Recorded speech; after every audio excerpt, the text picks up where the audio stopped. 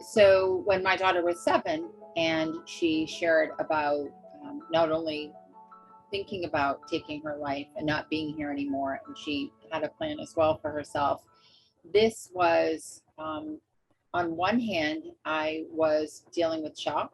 I was shocked. I was sad. I definitely was working in a stage of denial and through a stage of denial, but also aware that we needed to get help. And so we were able to begin working with a great therapist who introduced us to the idea of a safety plan. And over the years, I've come to understand a safety plan or safety planning is simply a way that I know and I can commit to for myself to responding consistently every time I'm worried about my child's safety, right? Because in a crisis, it's really hard for me to think about what my next step should be. So knowing that when I'm not in crisis, that I can thoughtfully plan with the support of a non-paid for support, like a family member, my child's therapist, a school counselor. That, in my experience, is the best time to do planning around safety, is when we're not actually in crises.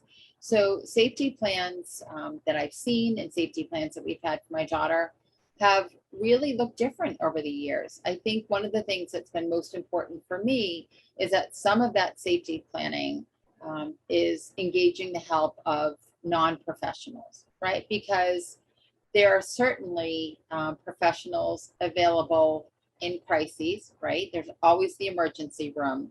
But for the steps before the emergency room is warranted, I want to know that there is always someone that I can call and reach out to. And often for me, that's going to be the parent of another child who shared with me that they're having a hard time. So I can brainstorm with them, that is aware of my safety plan, that will hold me accountable when I say, it's okay. I don't think I need to do A, B, or C because it's so hard. Some of the choices we have to make while safety planning are really hard. But to know that when I wasn't in crisis and when my child wasn't in crises, to be able to talk to another parent who will remind me how important it is that I actually do speak to someone and seek help. That's important for me. So always part of any good safety plan in my experience is that non-paid for support that I can talk to at any hours. And then for me, I think about a safety plan as moving along from sort of the smaller intervention of speaking with a non-paid for support all the way through accessing the emergency room if I had to.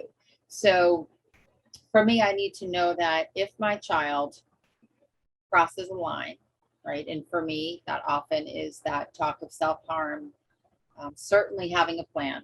That these are the times in which, without a doubt, I will follow my plan and I will go ahead and go to the emergency room or access emergency services. And, I think one of the biggest things I've learned is we are all you can't help but be flooded with emotions and be overwhelmed while a crisis is happening. But to have a plan to always refer to and go back to. And again, sort of that idea of accountability, that's really important.